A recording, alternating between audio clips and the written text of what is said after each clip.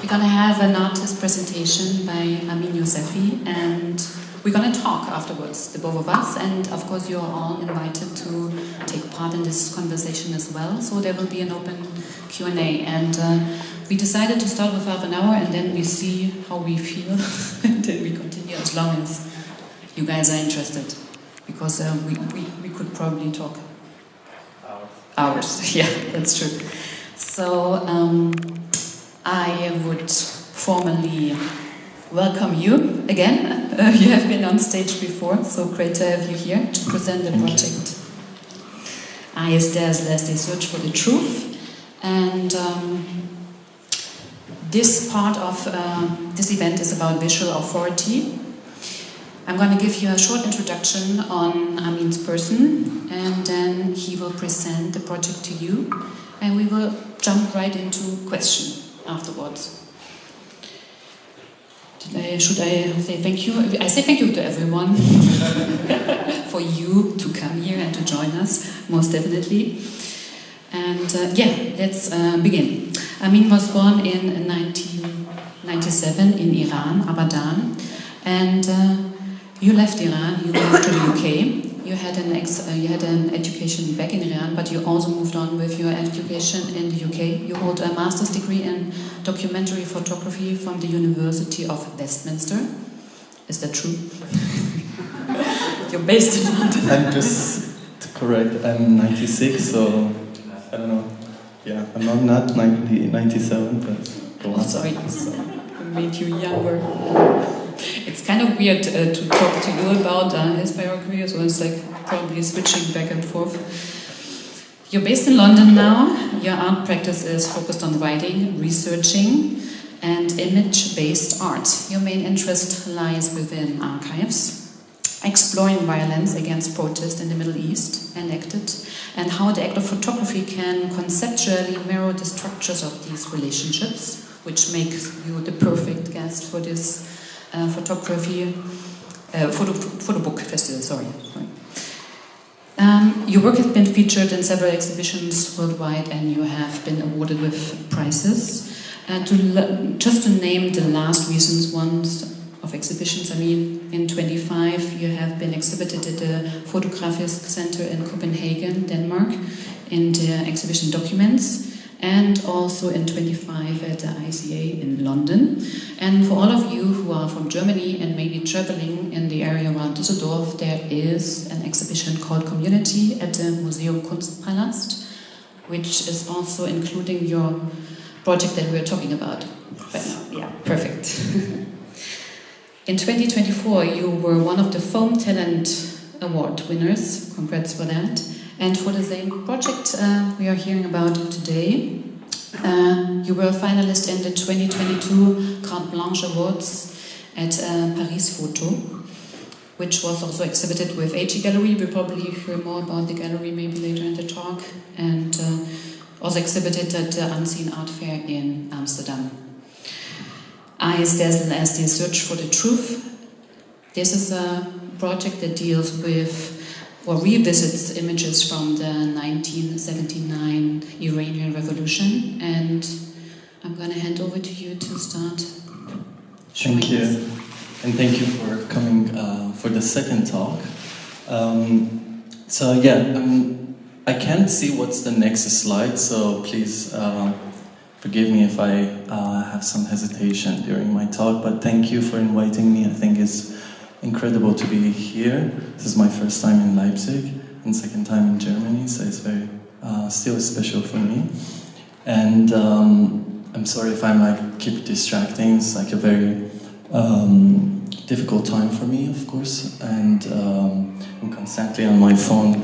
During my last talk, I was like checking my phone constantly to see if my brother messaging me or not.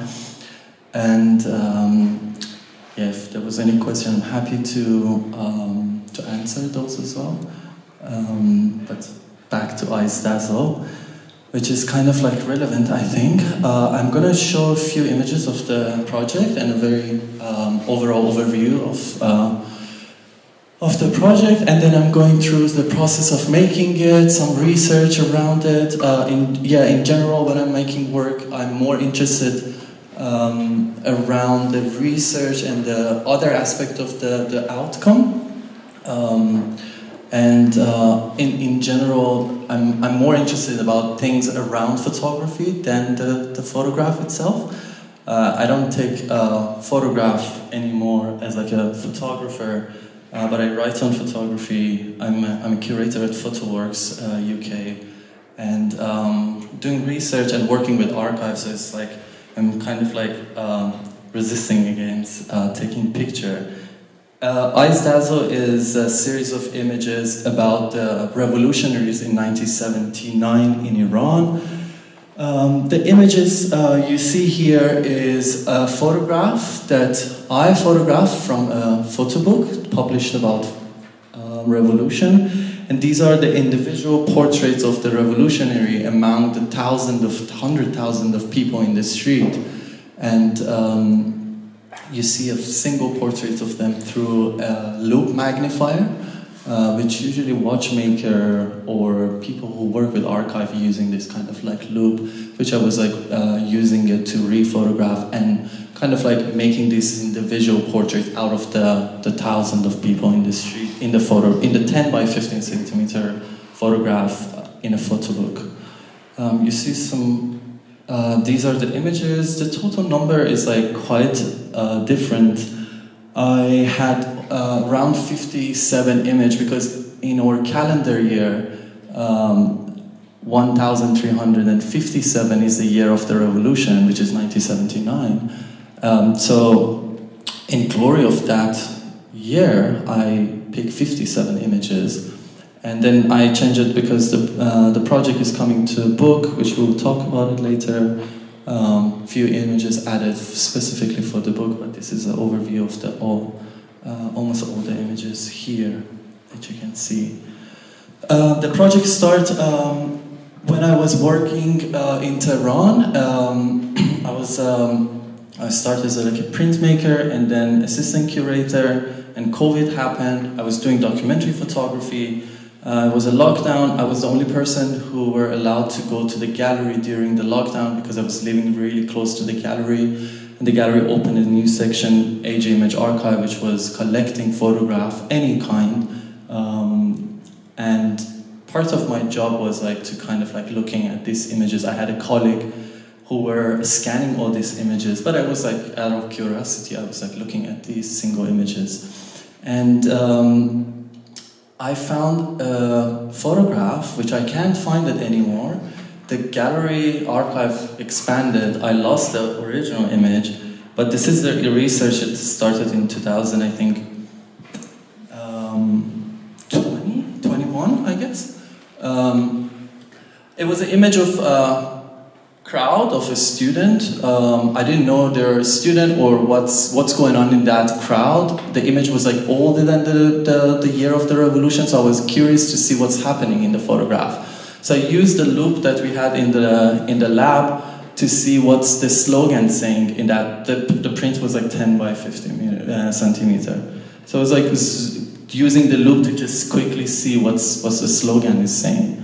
And then I found out this is just a kind of gathering of the student pre-revolution in the city for some reason, which I never find out what was the reason. But I find out all the students because they're facing towards the speaker. The photographer took that picture from the back of the student. But there's some people turning back, looking at the photographer, and I was like curious to see how they find out that the photographer was there. It was a crowded event, and they're gazing at the photographer.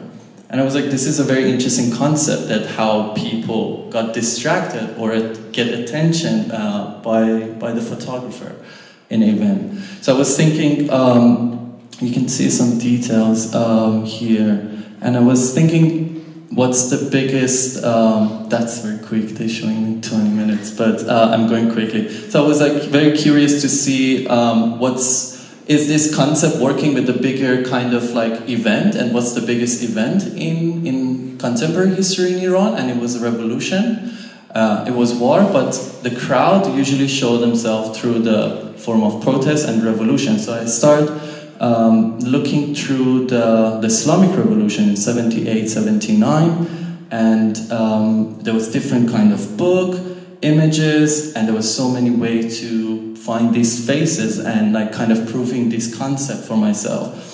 So it's different photographer with different approach, some showing mostly like crowd through their photograph, and you can see here some other photographer has like more artistic approach in their photograph, more close-up. So these, or for example, the Telex Iran from Gilles Press was like very artistic approach that he had. So these kind of like book wasn't a good material for me. I was looking for photo book with more crowded image. And then I end up using 3 photo book, which I will show you later. The idea was the photograph person is always there, what we never acknowledge it. I was talking about it in the afternoon in the talk, but I was thinking the idea of the observer observed the observed and how this gaze going back and forth together. And Ariella Azaleh is talking about the idea of the history of photography usually written by the single hero, which is the photographer, how we can acknowledge the photograph person, how they shape the concept of the photograph. And the interesting part for me was this relationship in 79 happened between the photographer and the photograph person without they knowing each other, because the photographer, I started contacting them and talking to them. They were using this 35mm camera. They were usually on top of a building. So there was a huge distance, and through the 35mm viewfinder, it's impossible to see a single face looking at you. And on the other hand, because of the distance, the person who is gazing through the photographer among the crowd wasn't sure when the photographer is actually clicked the shutter. So there was like a moment probably that person was posing for the photographer, which we don't know how long was that moment. And then I was like looking through this concept through cinema. In cinema we have the fourth wall, which the actors start like breaking the wall, talking to you directly. I was like going through the history of cinema, when is this happening. The Lady in Lake is one of the, I think, great example of this book, that you as a viewer are the filmmaker, and the person, the lady, is talking to you all the time. So you never saw the first person in the movie. And it was like, this is also happening in photography, what we usually don't notice, that if we see a photograph, that the photograph person is looking to you. And through my research, again, I found a very interesting photograph by VG in Coney Island that you can see there's a man drowned. VG took a photograph. There's some people looking at the VG. But interesting thing is the lady in the center, which is really close to the man, probably like they're like relatives. She seems not worried, and she's smiling for VG. And it was like, for me, it's interesting how a camera, how a photographer can impact that kind of like event, the presence of the photographer as well. And again, I started researching who are these people. They were from different groups, from Marxist to communist to Islamic group, from liberal. There was like a crowd, you couldn't really understand what are these the people's background. But very accidentally I found out Hengame Golestan, which was a photographer documenting the revolution in 79, which appears in one of the other photographers' photograph, and she was gazing at David Burnett, which is an American photographer. So I called Hengame Golestan. She's in her 80s. She barely remembered what was that moment. It was in a stadium, she said. This is David Burnett, you can see him. And I was like living in this bubble of like philosophical, theoretical aspect of like relationship, photograph person, the gaze, everything. And I was like, why you were looking at him? And he was like, I'm not really sure, but Burnett was very handsome and sexy. So I was like shocked, because I was like, this is like kind of like ruining the whole research. But I was like, that's interesting as well at the same time. That like how the photographer is charming, how it can like distract you in another way. And she was like, yeah, like Jimi Hendrix was like the big star of those years. David Burnett has this vibe, so maybe that's why I had crush on him. And it was very interesting. So that kind of like add another layer of like, who is the photographer as well, how they can like get attention as well with they present. This is the method that I was taking the photograph. I use older than this, an iPhone, because of the size of the lens. Every day in a library, in university, opening these 3 photo book and taking the picture with the loupe. The reason of not using the camera was because the lens of the camera is usually bigger. It's not matching with the loupe. I didn't want it that kind of like quality. I'm not that person really obsessed with quality. It was very easier, it gives me more moment. So every single picture, hundreds of people going through one by one faces of these 3 photo book. One by Kaveh Kazemi, Iranian photographer. 2 by foreigners photographer, Michel Setbon, a French photographer, who interestingly, because he was living in France, he traveled with Khomeini from Paris to Tehran. So he was documenting the revolution from outside, with the leader, coming with him to Iran, and taking picture a few days, few months after the revolution. And he published his book in Iran with the Ministry of Defense a few years ago, and I think they bought the whole archive from him. And he has so many stories. I met him in Paris, and I was like asking him about it, because it was also interesting why there are so many different approach. Setbon was saying like, I was young and I wanted to document everything, so I wasn't really obsessed with the artistic approach, which I think he has. But he was like, I was young and I was like, keep documenting. Crowd was part of it, and it was for me interesting. And when the book, the government wants to publish the book, the propaganda saying show the crowd, to show how the majority are within the government, within the revolution. So there's so many images of the crowd. And the other side, David Burnett has a mix of, he's an American photographer living in New York, and he also has like a kind of like both mix of these element of crowd and artistic approach. And 3 of this book, among all the other, because they published recently, they had better quality, so I could make sure that these faces are gazing at the photographer or not. There's so many incredible other book, but because they published in the 80s, they don't have that kind of like quality for me to find out like this one. And or this one, which I talk about. And yeah, that's like a very overview of the project. These are the images, and thank you for that. Actually, this is the perfect point to get into that, because I was really wondering why you would choose these 3 books. So like 1 Iranian photographer and 2 actually from the Western countries, and because there must, as you also said, there must be so much coverage from Iranian photographers. Photography is so rich and also old in Iran, and yes, the revolution is kind of a blooming era for photojournalistic work as well. So I guess you partly answered it already, because the quality is not to your liking, and also the approach is not what you were looking for. But I'm also wondering in the same moment, because maybe what Kholistan,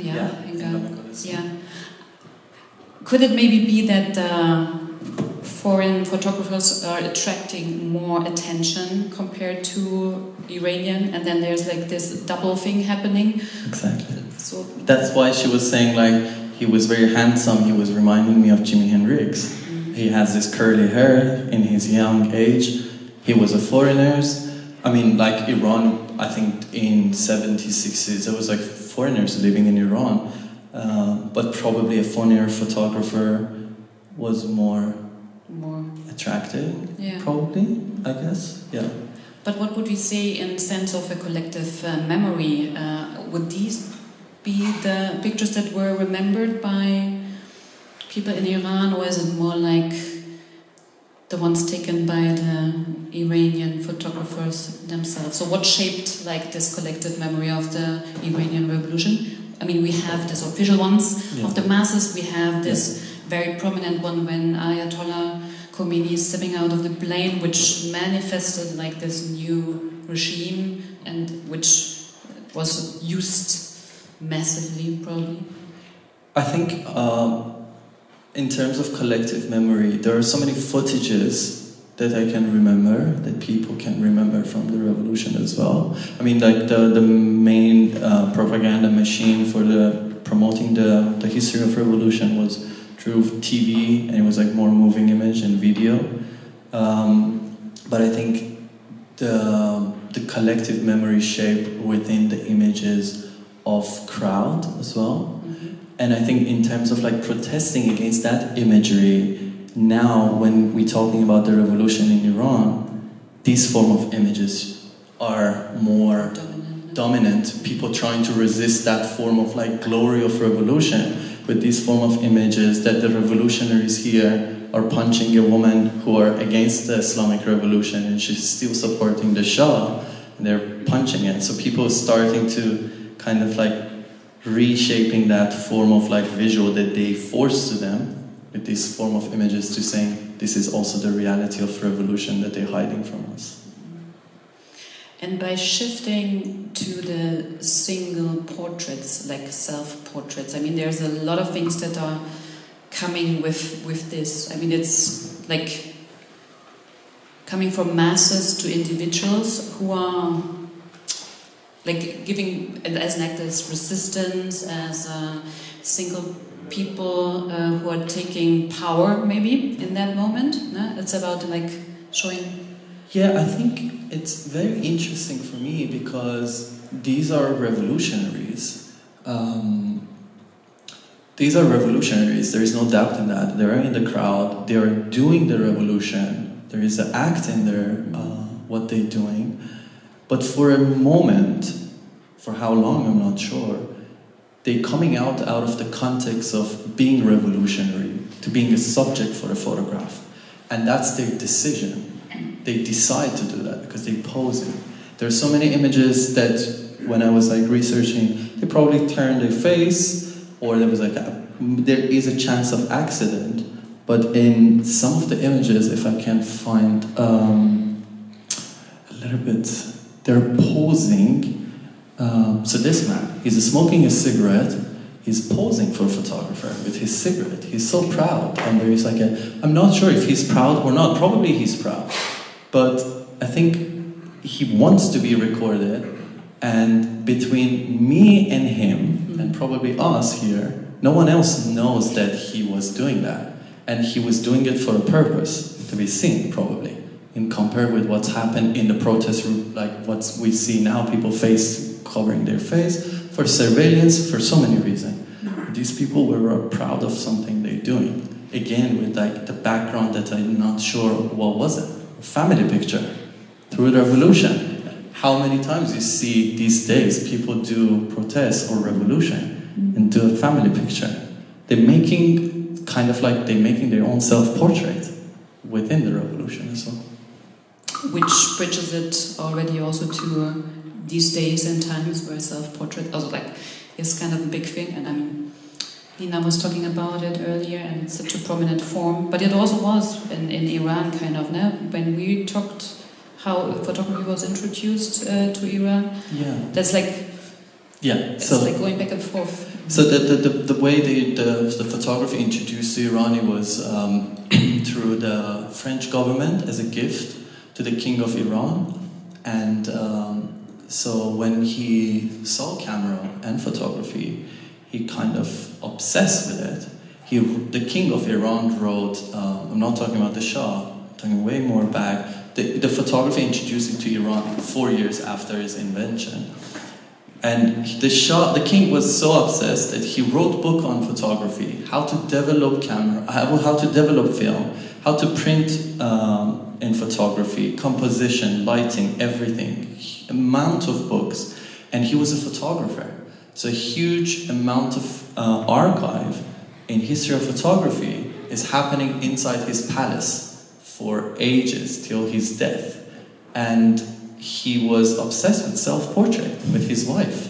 So he was like putting this large format camera in front of the mirror and like managing the whole scene with his wife, with the people living in the palace with him, and taking picture of himself in like image of self-portrait in mirror is a very contemporary act, I can say. And he was doing it in, I don't know, 1845. And so he has this kind of like, the photography started like this for ages, was inside the palace, people didn't have access, which was against what photography was invented for, to become accessible for people. But it was a stocking in his palace till his death. And a few years after the urgency of having birth certificate and passport, the photo studios start to open inside Iran. Yeah. So it's like bridging back and forth in a way. It's like a back and forth, yeah. And it's like it was like I think after his death, the camera, the apparatus is like starting to release itself into the society through photo studio. People need passport. They need because birth certificate in Iran has like photo of you as well. It's like a passport, exactly like a passport, but just a birth certificate for like official things you're doing in Iran. But again, needs photograph. To take that photograph, you have to allow people to have photo studio. So that's like kind of like how it's like find its way outside. At the same time, of course, even when the Shah was like taking picture, there was like Italian photographer, British photographer who were taking picture. But that was like a very colonial act, taking picture of the... And taking them home, and then you can have the stethoscope, or what is that called? The specific technique that you could travel the world without traveling, actually. Yeah. Exactly. Yeah. Yeah. Maybe also coming back to the technical parts, because it's, I mean, with the magnifying glass and not paying so much attention, maybe also to the quality, in a sense that it becomes a little bit blurry. It looks like surveillance camera also, in a way. It's like this idea of panopticon, this all-seeing eye, and this relationship. How would that play into... So for me there was... No. So all of the images are in color. That's the first thing. Okay. Because when you're printing even in black and white in the book, when I'm taking picture through the loop, because of the light coming through the loop is acting as a prism, and there's making this shade which is not very clear here, but you might see the blue line, but all of these images are in color. So I was adding these details because for me it's not about appropriating the photographer's work, which they kindly offer me. Like the set one was like very kindly told me, I'm really happy that an Iranian after 40 years is my photograph become like a kind of like a raw like a field for him to explore, which was very interesting. But I wanted to appreciate what they did, the documentation. That's like a part of history. So I was like doing it with the phone. Phone was showing these like very interesting details rather than smoothing the surface. So you see the pigments in color and the details of the print at the same time. So these dots are from the book, not from the print, which you usually don't see it in printing. And the color is also showing the layers I'm adding. This is a photograph in black and white. I'm doing this with the loop with through the light coming through, making the prism. So I was like playing with this kind of like element to showing the different layers the outcome has as well. Yeah. I'm not sure it's like very obvious, but for me, I'm adding these things so I can defend it as well later, probably. Yeah, probably also when you have a conversation with the original artist, and it's also a question about authorship at the end, and like how to work it was very stressful because I made the project, I worked through it, and I wasn't sure what would be the reaction. I mean, there was like so many conversations that everyone was like, there is no problem with what you're making here. But eventually it was like very peaceful. Michel said one was like really, really happy. I invited him without knowing that I had a show in Circulation in Paris, and the curator was a good friend of him. So he came with his bicycle, a man in his 70s, and he saw the work, and my first question was like, do you know any of these people? And he was like, no. And then we started chatting, and he was like, it was a very enjoyable conversation. And then I contacted, because of the book I'm publishing, contacted David Burnett, very kind. He was sending through the emails, his TIFF file, and I was like, I don't need those, I'm publishing the book through this method, which was like, again, important as well for me. But it's like also interesting, this playing back and forth. I mean, they are coming as an outsider to the Iranian Revolution in a way, and now you're playing it back for your hands as an Iranian person, if you identify probably as an Iranian. Yes, and through the individual stories of these people. So it's also like this shift, and it's coming back, and it's retelling. It's retelling the story of. Yeah, I think it's because for me it's important. We have this part of history. There is an imagery of this history, and there are different relationships within it. Without the evaluation, because I think one thing it was I made the project in 22. I started exhibiting it in late 23 and mostly 24. I think the most annoying maybe conversation for me was the evaluation of like, so what do you think about the revolution in 79? I never experienced the revolution. That's my experience with the revolution. I found this interesting within it. The consequences, what we're seeing right now, what's happening, this is not something that I can expose to people. I feel like, you know what I mean? I feel like I'm not the Wikipedia, because that's like most interesting for people. So as Iranian, what do you think about the revolution in 79? Well, you can see what's happening. Go figure it out. But as a person who born ages after the revolution, few decades after, this is my approach to that part of history. And at the same time, I'm working also with what I'm saying about the recent protests in a different method, in a different way. And how can I now work with those new images coming from the new raising in the country?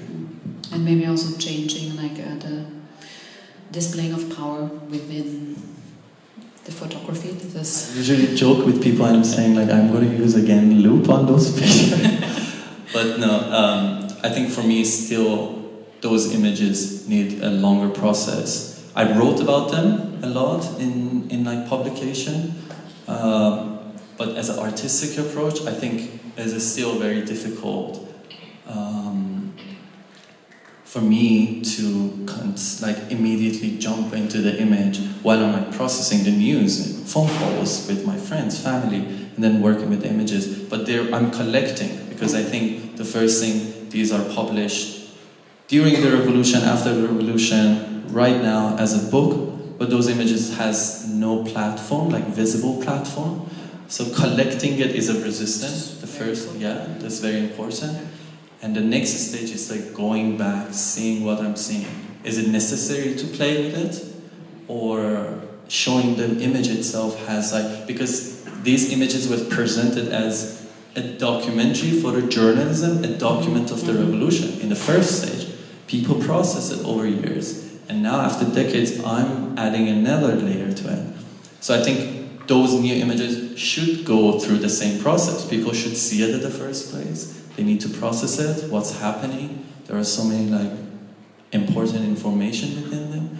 And then probably it can be like a place for artistic practice. I think I'm more kind of like value them as a document in the first stage as well.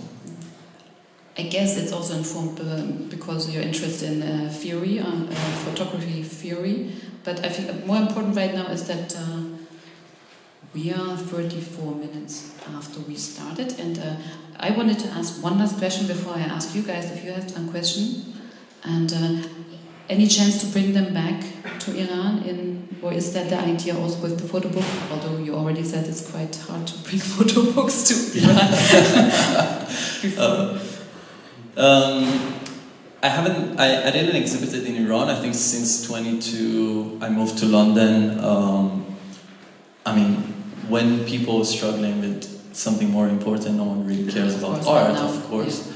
But so there was no like much of opportunity to exhibit in Iran, which I really love to exhibit this in Iran. But I think the urgency is something else at the moment. Of course. But no, probably I will send copies to Iran for sure. I'm traveling to Iran. Last time I was like in 24, I was there. But if there is a chance, yes, definitely. I would definitely send some copies to friends and like archives and like libraries that I know personally. Yeah? We have an artist library. Of course, yeah. I'm making a list. I'm publishing the book soon, so I'm like having this document of just sending it to here and there. Yeah, the book is going to be published soon in May with a text by David Company, who already wrote a fantastic text about the project. And yeah, we're looking forward to that. Yeah. And yeah. you put this complex project into a book. And yeah, I wanted to ask you guys. Everybody's staring. I'm staring back at you.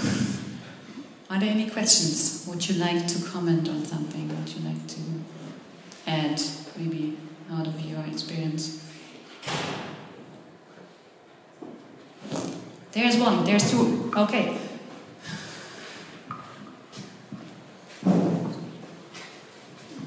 Hi, thank you for your work, very interesting.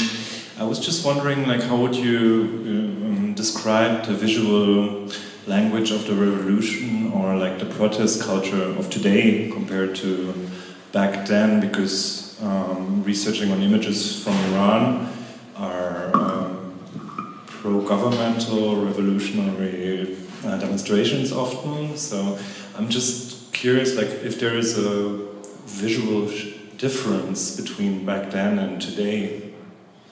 Yeah, I think there's a huge difference. So the images from 79 are mostly documented by professional journalists. In compare with now, so the images now is coming through the citizen who were participating in the protest, and they're taking photograph of themselves, their friends, the events, like what's happening in the street, and you usually see them Telegram channel, Instagram, some opposition, media, living abroad, and I was like actually talking to a friend recently, and it was like, I don't want to make a statement, that's just my personal thought, so, but I was thinking about the Hita Styler idea of poor image, which she was talking about, and like the element of like the quality. And I was talking to my friend, I was like, with these new phones and like high quality that you can print it, and like people, Gen Z, who grow up with camera and phone, who knows photography sometimes better than us, I don't feel like that kind of like poor images also like exist, because I see so many like iconic photographs which just taken by a camera instead of like a phone instead of a camera. So I think that the difference for a few years was like that kind of like journalist citizen who producing poor image because it's circulated on social media, but now in WhatsApp, in Telegram, you can send files without like damaging the quality. But the perspective is mostly from Revolution 79, the images are from above. The photographer go to show the crowd, or they're close but in a very artistic approach of like that decisive moment that was flourishing in 79, I think, in photography. But now it's like more intimate. And also I think the visual language usually, it's intimate because you know the person who took the photograph was participating, you know. But in between there might be also like kind of like a misinformation of like the government sending someone to take a specific picture, which is as a Iranian it's very easy to kind of, I think, recognize the differentiate of the narrative. But that's probably, I think, the difference. I'm glad you talked about it, because like there's in my position two ways of photography that comes out of Iran. It's exactly like the citizen journalist photography that talks about a specific experience with the situation, And there's also like states-sponsored agency photography. If you go to Getty Images and you look through Iran today, you will probably see quite a similar visual language as you have shown, right? So it's very interesting to see that there is like a separation of visual language in Iran, from my perspective. So that's very interesting. Thank you. Thank you.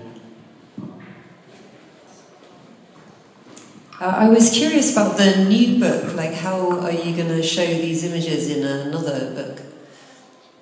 The book I'm publishing with this project. So there are just like a few new images. We're working on the sequence. I think I added 20 more images just exclusively for the book. It's a very simple format. It's going to be full bleed. I mean, I can't spoil it probably, but very simple format. What the idea within the book is that the book starts with the closes up the portrait, which is I think here, if you can see my cursor, and then eventually it's going further back because some of them are close and there's distance as well. And then again going back to the closest one, so it's like a kind of the loop within the loop as well, with like editing and the sequence, and with the text by David Campany as well about the project. I did study with David in university when I was like making the project. He was my mentor at the university, so the decision was because the familiarity between he and the work was one of the reasons as well. But yeah, very like a standard size format. We're still working on some small details. I'm pushing for a larger size book, but there's so many like decision making as well in the between. Is that the question? Okay, are there any more questions at the moment? I mean, we are not running off. This can probably also be continued in a more private format here. And yeah, if that's a wrap then, thank you all for coming. Thank you for joining us for the talk and present the work. Tonight we are going to close at 7, and tomorrow it's going to be open again from 10 a.m. onwards with a ton of more exciting stuff to discover. And yeah, tonight is also the rave. I hope you all know about it. It's in the program. I don't know all the details. Thank you very much for joining, and have a lovely night, and hopefully see you tomorrow again. Bye.